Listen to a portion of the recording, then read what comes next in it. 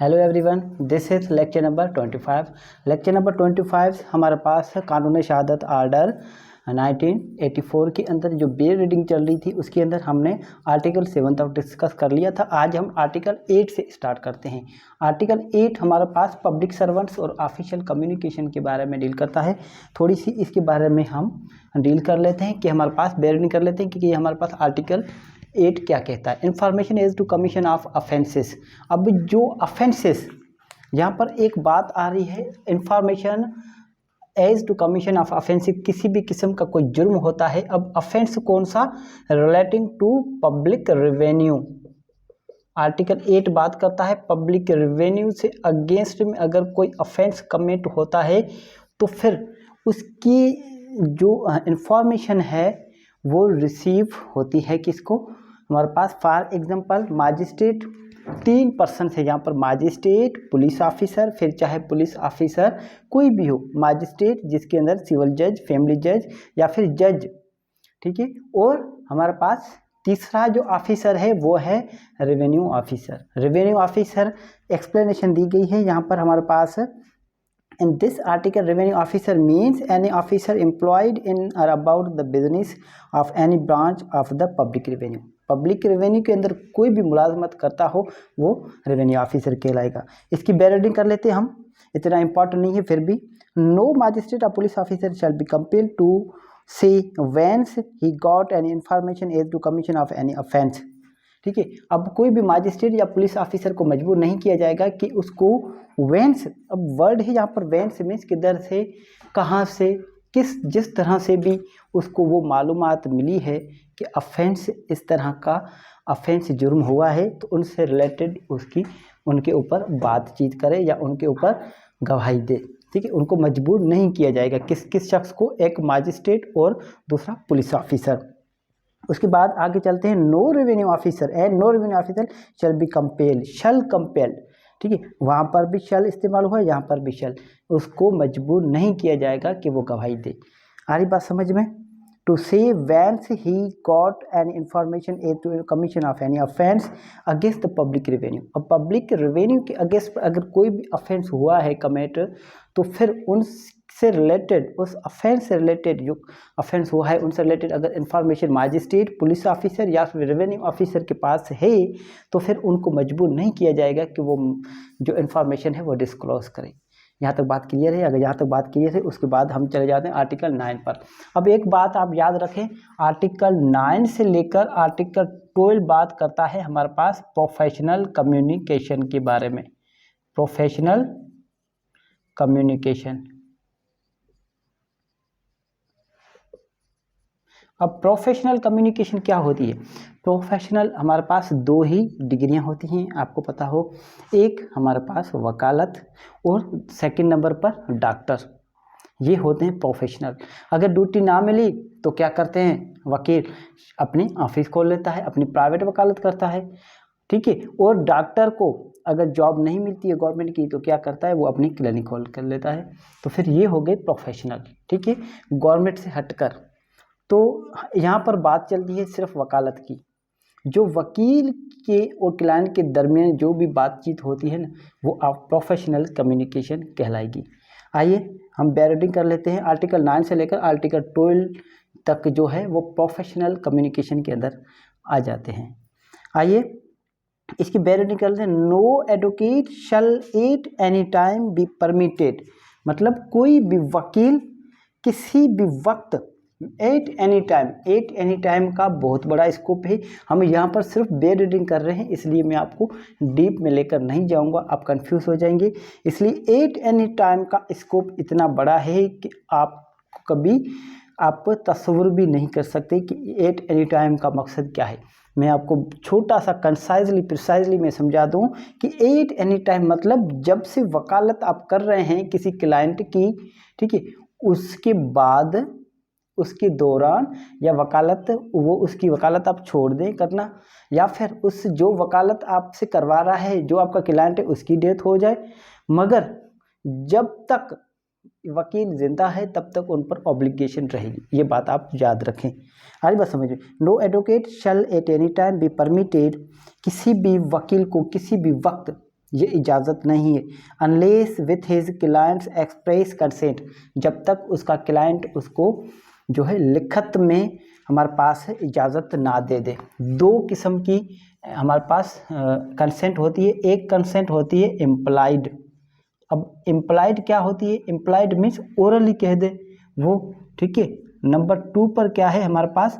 Express. अब word express means retain. आ रही बात समझ में? यहाँ पर इम्प्लाइड नहीं है, एक्सप्रेस है। एक्सप्रेस मीन्स रिटन में। रिटन में एक क्लाइंट अपने वकील को कंसेंट देता है, उसके बाद ही उसको परमिशन मिल जाती है वो चीज़ डिस्क्लोज करने के लिए। आइए उसके बाद है to disclose any communication made to him in the course, ठीक है। जो भी इनके दरमियान बातचीत हुई अपने क्लाइंट और वकील के दरमियान, ठीक है, उनको डिस्क्लोज नहीं करेगा। आ रही बात समझो? उसको क्या नहीं करेगा? जाहिर नहीं करेगा, किसी को नहीं बताएगा।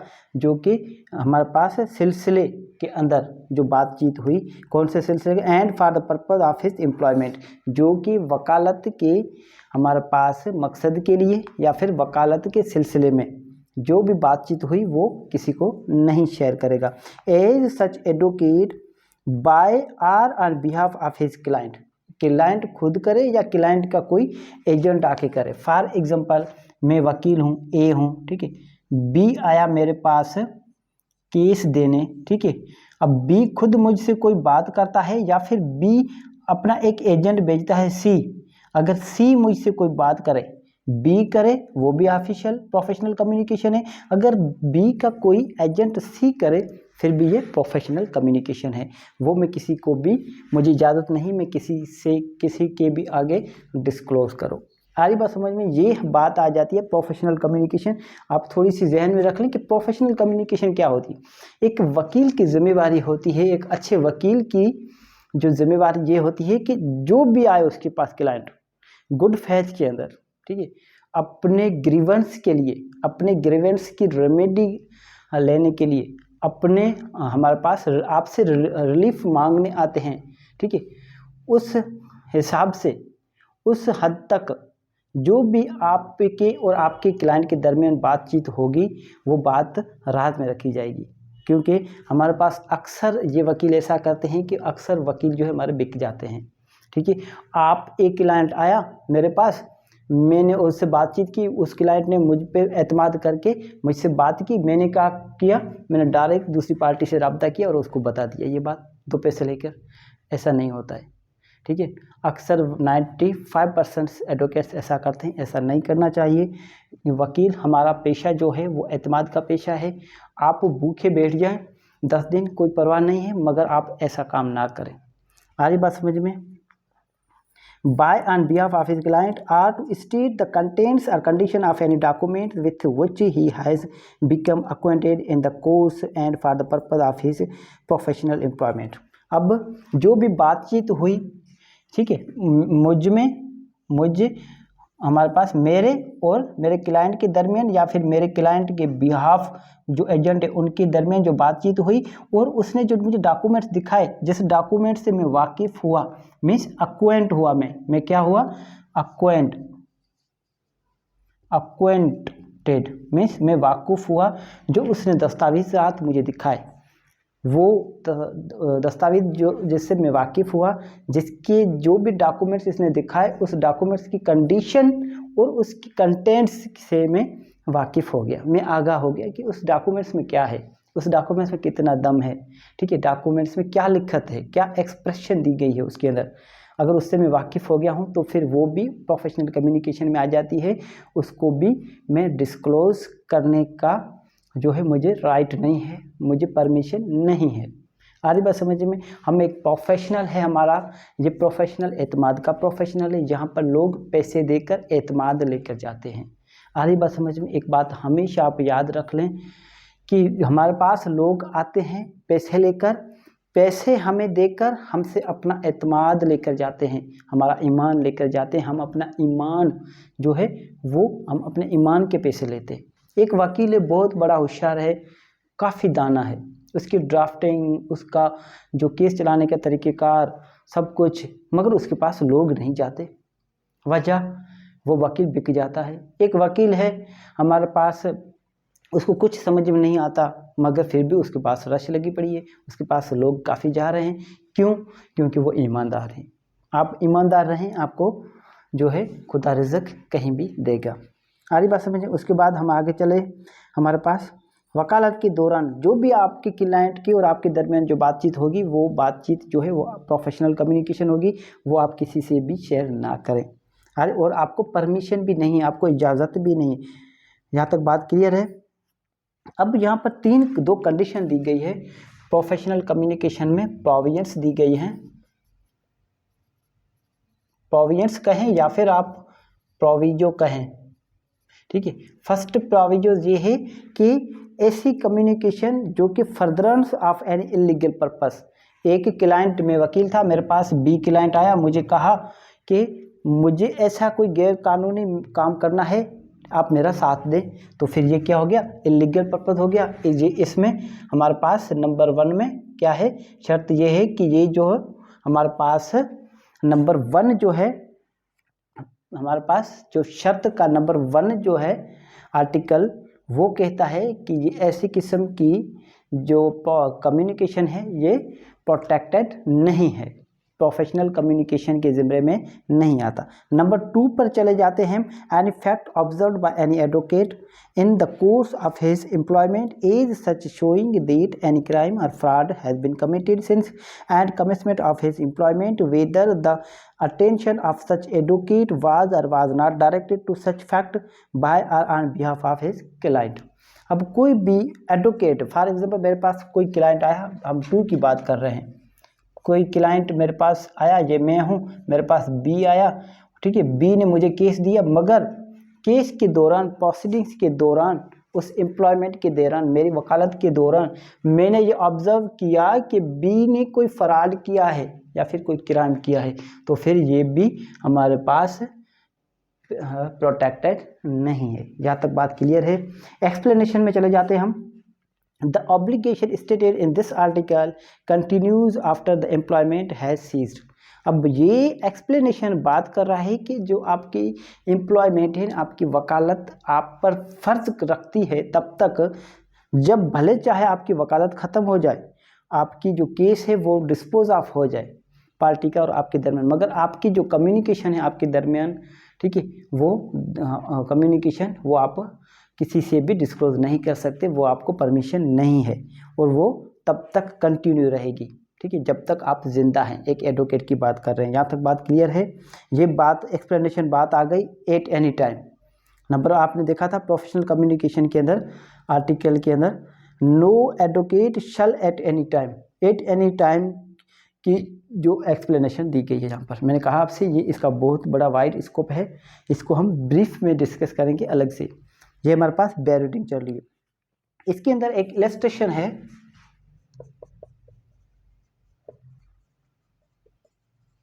इलस्ट्रेशन ए बात करता है a client says to be an advocate. कोई ए है, एक क्लाइंट है, बी को कहता है, एक वकील को क्या कहता है?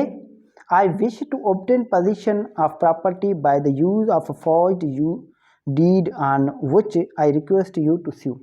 अब बी कहता है, ए कहता है क्लाइंट है, बी के पास, बी वकील है, बी के पास क्लाइंट आता है, ठीक है, ए आता है और कहता है सर मैं चाहता हूँ किसी जो एक प्रॉपर्टी है उन पर कब्जा कर लूँ।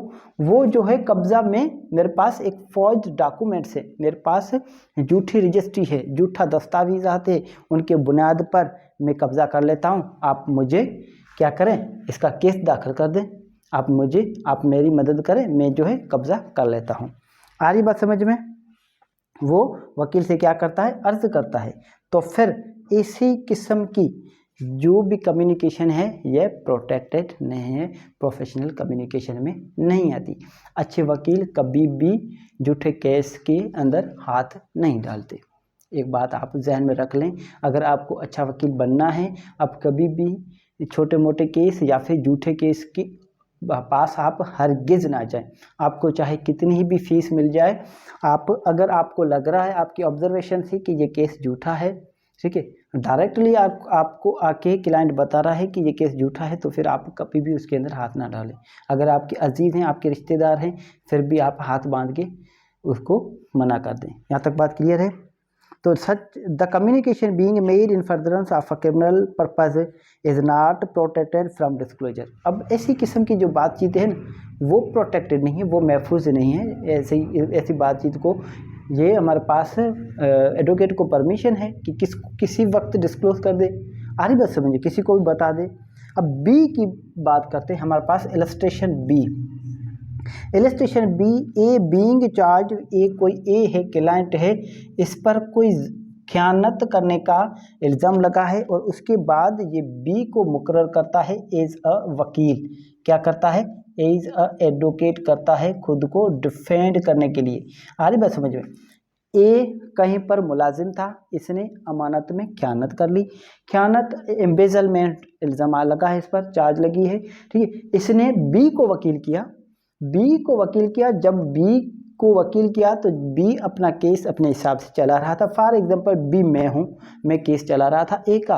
ए पर इल्ज़ाम है कि ए ने खयानत कर ली। फॉर एग्जांपल ए जो है बैंक में मैनेजर था, ए ने हमारे पास बैंक के अंदर खयानत कर ली, पैसे में गबन कर लिया, हमारे पास क्या करप्शन कर ली। तो फिर ए का केस मैं लड़ रहा हूँ, मगर केस लड़ने के दौरान, ठीक है, हमारे पास मैं ऑब्जर्व करता हूँ, कोई ए जो है मुझे कोई बुक देता है जिसके अंदर पहले किसी किस्म की एंट्री नहीं थी, मीन्स खाली था, ब्लैंक था वहाँ पर। उसके बाद जो है मेरी वकालत शुरू होने के बाद जब से मैंने इसका केस लिया, जब से मैंने उसका केस प्रोसीडिंग्स करना शुरू किया, उसके बाद मैंने ऑब्जर्व किया कि यार यहाँ पर तो कोई एंट्री नहीं थी पहले पैसों की, बाद में जो एंट्री कर दी गई है ये एंट्री तो नहीं थी पहले। तो मैंने ऑब्जर्व किया, तो फिर ये जो ऑब्जर्वेशन मेरी थी, ये ऑब्जर्वेशन क्या आ जाती है? ये ऑब्जर्वेशन जो है ये प्रोटेक्टेड नहीं है, और ये क्या किस ज़ुमरे में आ जाती है? ये फ्रॉड के ज़ुमरे में आ जाती है। आ रही बात समझ में? यहाँ तक बात क्लियर है? तो फिर मैं इस वकील का फ़र्ज़ बनता है उस कोर्ट, भले वो कोर्ट में भी बता सकता है कि सर मेरी ऑब्जर्वेशन इस केस के अंदर ये रही है कि जब ये क्लाइंट मेरे पास आया तो मैं बड़ी ईमानदारी से इसका केस लड़ रहा था, मगर बाद में मुझे ये लगा, मुझे यहाँ पर मैं श्योर हूँ 100% कि पहले जब मुझे बुक दिखाया तब वहाँ पर एंट्री नहीं थी, बाद में इसने एंट्री रखी है, इसने ए ने एंट्री रखवाई है। इस हमारे पास हिसाब से इस फ़ायदे से कि इसको ये एंट्री कोर्ट में दिखाकर ये फ़ायदा ले जाएगा कि हमारे पास इसने इस एंट्री के तहत किसी और को पैसे दिए हैं या किसी और पर अपना बर्डन शिफ्ट करना चाह रहा है, ठीक है। तो फिर ये हमारे पास क्या है? प्रोफेशनल कम्युनिकेशन नहीं है और ये प्रोटेक्टेड नहीं है। यहाँ तक बात क्लियर है? उसके बाद हम चले जाते हैं आर्टिकल 10 पर। आर्टिकल 10 बात करता है जो आर्टिकल 9 के अंदर एडवोकेट्स पर जो भी हमारे पास ऑब्लिगेशंस आ रही हैं, वो एडवोकेट के मुलाजिम पर वो पाबंदी आयद करता है आर्टिकल 10। आर्टिकल 9 के अंदर वकील पर आ रही है पाबंदी, आ रही है, वकील पर फ़र्ज़ बनता है कि वो बातचीत किसी से ना शेयर करे। और आर्टिकल 10 के अंदर हमारे पास उसकी जो मुंशीज़ वगैरह हैं, उनके क्लार्क्स हैं, उनके सर्वेंट्स हैं, उन पर फ़र्ज़ बन रहा है, उन पर अप्लाई हो रहा है। Article 9 apply to interpreters ETC। अब इंटरप्रेटर क्या है?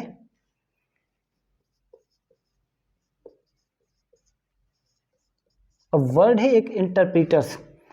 फॉर एग्जांपल मैं आपको ये बाद में इसकी बैरियर निकाल लेते, पहले मैं समझाता हूँ।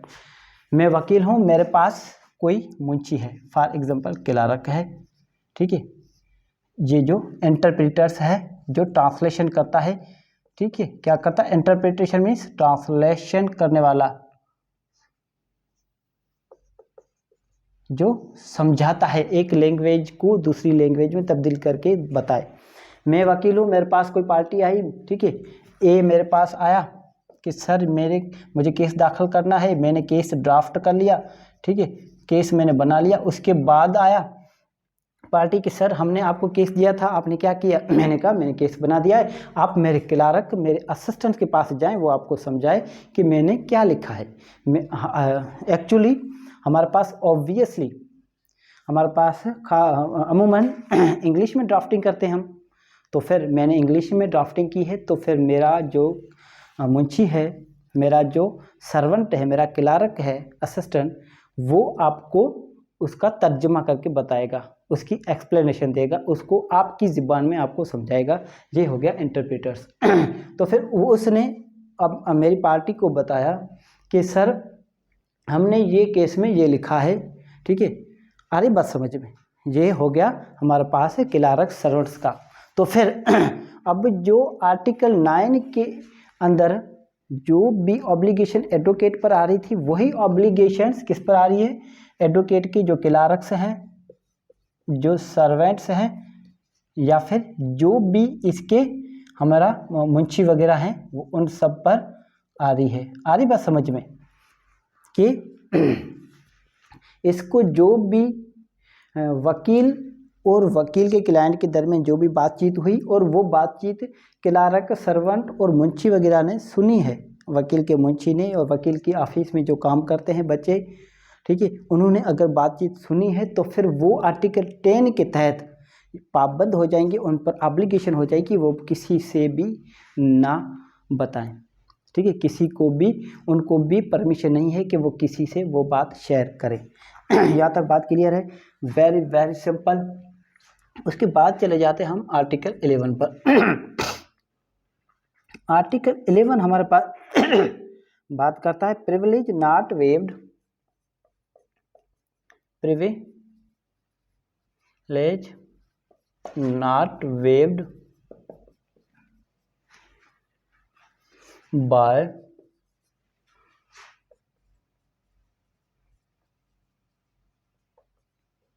Volunteering evidence. अब सॉरी, ये आर्टिकल 10 मैंने आपको इसकी बैरिटी नहीं की। Article 9 apply to interpreters ETC. Article 9 जो है वो आर्टिकल 10 पर भी अप्लाई होगा, ठीक है। और आर्टिकल 10 कहता है कि जो एडवोकेट पर ऑब्लिगेशन आ रही है, वही ऑब्लिगेशन मुंशी पर भी आ रही है, उनके सर्वेंट पर भी आ रही है। आइए बैरिटी कर लेते हैं। The provisions of article 9 shall apply.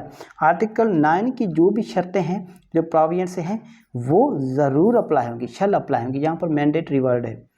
To interpreters, जो भी इंटरप्रेटर्स हैं, तर्जमा करने वाला, ठीक है। And the Clarks servants of the advocates, जो भी वकील के क्लार्क्स हैं या फिर उसके मुलाजिम वगैरह हैं। यहाँ तक बात क्लियर है? अब आर्टिकल 11 बात करता है privilege not waived by volunteering evidence. अब यहाँ पर बात आ गई प्रिविलेज की। मैंने आपको बताया कि ये हमारे पास आर्टिकल 9 से लेकर आर्टिकल 12 तक किस चीज़ के बारे में डील करता है? ये बात करता है प्रिविलेज कम्युनिकेशन या फिर ऑफिशियल कम्युनिकेशन जो है वो प्रिविलेज कम्युनिकेशन है। वर्ड प्रिविलेज का मतलब क्या है? यहाँ पर हमारे पास word privilege, privilege means immunity, या फिर इसको कर दें right to refuse of disclose of communication या फिर इंफॉर्मेशन। मतलब प्रिविलेज का मतलब ये है कि आपको एक हक दिया जाता है इनकार करने का, आपको इनकार करने का हक दिया जा रहा है कि जो आपके पास मालूमात है उससे मुतालिक कि आप उनको डिस्क्लोज ना करें, उसको रिफ्यूज़ कर दें, आप इनकार करने का आपको हक दिया जा रहा है, एक प्रिविलेज दिया जा रही है, आपको इम्यूनिटी दी जा रही है। यहाँ तक बात क्लियर है? मतलब जो प्रिविलेज दी गई थी क्लाइंट को, ठीक है, जो एडवोकेट के ऊपर जो ऑब्लिगेशन आ रही थी। अब यहाँ पर मैं आपको एक मिसाल दे दूँ। आर्टिकल 11 के अंदर कोई ए है, ए ने एडवोकेट किया बी को, ठीक है।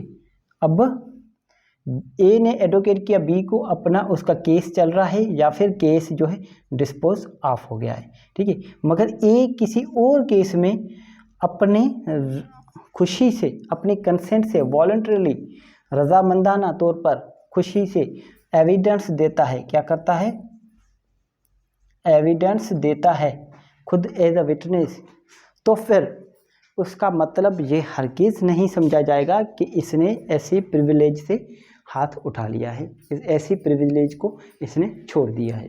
ठीक है, आगे बात समझ में, यहाँ तक बात क्लियर है। मैं इसकी बेयर रीडिंग कर लेता हूँ। If any party to a suit gives evidence therein at his own instance, अगर कोई भी पार्टी अपनी मर्जी से अपने केस में, इंस्टेंस मीन्स अपने केस में या फिर अपनी मर्जी से कोई गवाही देती है, आर अदरवाइज या फिर किसी और तरीके से, he shall not be deemed to have consented thereby to such disclosure as is mention in article 9। अब आर्टिकल 9 के अंदर जो ऑब्लिगेशन से बताई गई है एक वकील के ऊपर, ठीक है, जो कम्युनिकेशन बताई गई है हमारे पास प्रोफेशनल कम्युनिकेशन से रिलेटेड के डिस्क्लोजर नहीं की जाएगी, तो फिर ऐसी गवाही देने से ये हरगिज़ नहीं समझा जाएगा कि इसने वेव आउट कर लिया है, इसने छोड़ दी है ऐसी प्रिविलेज। अब वो वकील दे सकता है किसी भी तरह की एविडेंस, ये बात दोस्तों नहीं है। आगे बात समझ में, आगे चलें। And if any party to a suit or proceedings calls any such advocate is a witness, और अगर कोई भी पार्टी उस वकील को बुलाती है is a witness, for example A ने बी को वकील कर लिया, ठीक है, ए ने बी को वकील कर लिया, मगर बी को कोई और पार्टी किसी और केस के अंदर कॉल करती है एज अ विटनेस, ठीक है, एक वकील के तौर पर। अब वकील के तौर पर जब कोई पेश होता है, ठीक है, तो उनको कंपेल किया जाता है हमारे पास आंसर देने के लिए, मगर यहाँ पर एक एडवोकेट जब कोर्ट में आ रहा है तो फिर उनसे जो सवाल किया जाए प्रोफेशनल कम्युनिकेशन से रिलेटेड, तो फिर जो सवाल इससे किया जाए उस सवाल का ही वो जवाब देगा। आइए मैं आपको पढ़ के बता लेता हूँ। And which he may be हमारे पास कहाँ गया, he shall be deemed to have consented to such disclosure only if he questions such advocate on matters which, जिस मैटर पर इनको बुलाया गया, जो सवाल इनसे किया जाए उन सवाल पर ही वो जवाब दे दे, उन सवाल पर ही इनको इजाज़त है जवाब देने की। आ रही बात समझ में। और उसके अलावा हमारे पास जो भी कम्युनिकेशन है वो प्रिविलेज है, उसको डिस्क्लोज नहीं कर सकता, वो प्रिवेंटेड है। यहाँ तक बात क्लियर है। But for such he would not be at liberty to disclose, उसके अलावा कुछ भी ये डिस्क्लोज नहीं कर सकता है। Very very simple. उसके बाद हम आगे चलें, उसके बाद हम चले जाते हैं आगे आर्टिकल 12 पर। आर्टिकल 12 हमारे पास बात करता है confidential communication with legal adviser. आइए, हमारे पास आर्टिकल 12 और आर्टिकल 9 में थोड़ा सा डिफरेंस है, बस इस बात का, दोनों सेम ही बात करते हैं। आर्टिकल 9 बात करता है एडवोकेट पर ऑब्लिगेशन आयद करता है, और हमारे पास आर्टिकल 12 जो है वो ऑब्लिगेशन और प्रिविलेज किसको दे रहा है, यहाँ पर क्लाइंट को दे रहा है। आ रही बात समझ में। ऐसी प्रिविलेज क्लाइंट को दी जा रही है। कानून शहादत हमारे पास आर्टिकल 12 हमारे पास क्लाइंट को ये प्रिविलेज दे रहा है। आर्टिकल 12 कॉन्फिडेंशियल कम्युनिकेशन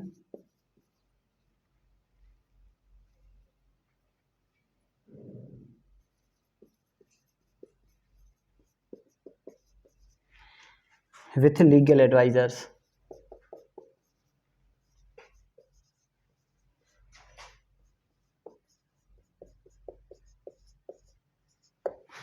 आइए इसकी बेयरिंग कर लेते हैं।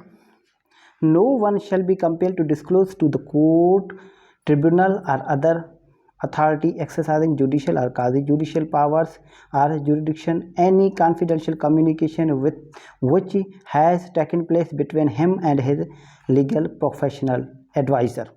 अब किसी भी शख्स को मजबूर नहीं किया जाएगा कि आपके और आपके जो लीगल एडवाइज़र हैं, आपका जो मशवरा देने वाला है, मीन्स एडवोकेट है या कोई भी, ठीक है, लीगल एडवाइज़र, उनके दरमियान जो बातचीत हुई है आप उनको डिस्क्लोज करें। कोई भी उसको मजबूर नहीं करेगा। आ रही बात समझ में? ठीक है, बिफोर कोर्ट, कोर्ट के सामने, या फिर कोई भी कोर्ट हो, या फिर ट्रिब्यूनल, कोर्ट, ट्रिब्यूनल। ट्रिब्यूनल भी एक कोर्ट होती है, ठीक है, जो कि एक टेम्परेरी वक्त के लिए बनाई जाती है। कोर्ट, ट्रिब्यूनल या फिर कोई भी अथॉरिटी हो, फिर चाहे वो जुडिशल हो या फिर क्वासी जुडिशल। अब क्वासी जुडिशल क्या होता है? क्वासी जुडिशल मीन्स अदालत जैसी ही कोई ऐसी अथॉरिटी जिसको पावर हो एविडेंस लेने की, एविडेंस लीड करने की जिसको पावर हो, उसको क्वासी जुडिशल कहा जाता है। यहाँ तक बात क्लियर है? मीन्स अदालत जैसी ही अदालत हो। Unless he offers himself as a witness, जब तक वो खुद जो है ये ऑफर ना करे कि मैं एज विटनेस आता हूँ, मेरी गवाही ली जाए। फॉर एग्जांपल, ए है, ए किसी वकील के पास जाता है, फॉर एग्जांपल अर्जुन के पास, सर अर्जुन के पास, ठीक है, और ए को कोई भी कोर्ट के अंदर मजबूर नहीं किया जाएगा कि वो गवाही दे, ठीक है। इससे रिलेटेड जो इसके और अर्जुन के दरमियान जो बातचीत हुई है, जो कम्युनिकेशन हुई है, उनको क्या करे, वो डिस्क्लोज करे। कहीं पर भी किसी भी स्टेज पर इसको हमारे पास मजबूर नहीं किया जाएगा। यहाँ तक बात क्लियर है? तो फिर अगर शर्त ये है कि अगर ये खुद जो है ऑफर करे एज अ विटनेस, कि मुझे एज अ विटनेस बुलाया जाए, ठीक है, एज अ विटनेस जब वो कोर्ट में पेश होता है, यहाँ पर बात आप ध्यान रखें, एज अ विटनेस, जब एज अ विटनेस कोई शख्स बॉक्स के अंदर आ जाता है, फिर तो उसको गवाही देनी पड़ेगी, फिर तो कोई भी चीज़ प्रिवेंटेड नहीं रहेगी। आइए इसकी बैरिंग कर लेते हैं। In which case he may be compelled to disclose any such communication as may appear to the court necessary to be known in order to explain any evidence which he has given but no others। अब court को लगता है कि इसकी गवाही ज़रूरी है, ठीक है, इसकी गवाही बहुत ही ज़रूरी है, इसकी communication as may appear to the court necessary to be known, court को जानना ज़रूरी है जो इसके और वकील के दरमियान बातचीत हुई, तो फिर मुकम्मल तौर पर जो ए है उसको मजबूर किया जाएगा कि आपके और आपके लीडर एडवाइज़र के बीच में जो भी बातचीत हुई आप उसको बताएं, ताकि हम कोर्ट के किसी डिसीजन पर पहुंच सकें, किसी हम जो है ठोस जजमेंट की तरफ जा सकें। यहाँ तक बात क्लियर है? फिर कोर्ट इसको मजबूर कर सकती है एज अ विटनेस, जब वो एज अ विटनेस बॉक्स में आ जाएगा फिर तो उसको मजबूरन गवाही देनी है। जहाँ तक बात क्लियर है? बट नो अदर्स, उसके अलावा नहीं, उसके अलावा इसको मजबूर नहीं किया जाएगा। जहाँ तक बात क्लियर है? अगर वो कंसेंट नहीं देता है, अगर एज अ विटनेस नहीं आता है, फिर तो उसको मजबूर नहीं किया जाएगा, मगर एज अ विटनेस आ रहा है तो फिर तो उसको गवाही देनी है। आ जाए फिर हम चलते हैं आर्टिकल 13 पर। आर्टिकल 13 किसके बारे में डील करता है? Protection of title deed of witness, protection of title deed of witness not a party. अब यहाँ पर थोड़ा आपको समझने की ज़रूरत है। Protection of title deed of witness not a party. अब ऐसे विटनेस के डॉक्यूमेंट्स को पेश करवाना जो कि वो केस में पार्टी ही नहीं, एक विटनेस को आप कोर्ट में बुला रहे हैं मगर वो विटनेस जो है कोर्ट में पार्टी नहीं है, एज अ विटनेस है, ठीक है, तो फिर उसके डॉक्यूमेंट्स को आप कोर्ट में कैसे प्रोड्यूस करवाएं, उसकी प्रोटेक्शन कैसे करवाएं, इसकी कोई प्रोविजंस नहीं है। आइए मैं आपको पढ़ के बता देता हूँ।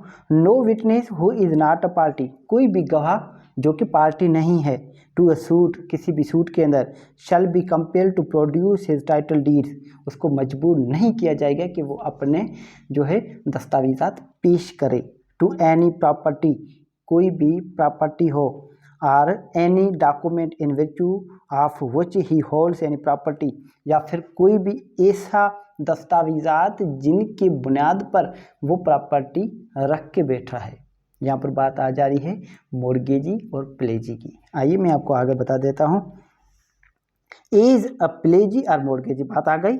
एज अ प्लेजी और mortgagee or any documents, as a pledgee और मॉर्गेजी यहाँ से बात क्लियर कर लें। फॉर एग्जांपल मॉर्गेजी किसको कहते हैं? जिसके पास कोई प्रॉपर्टी गिरवी रखाई गई है, मॉर्गेजी, मॉर्गेजी, ठीक है।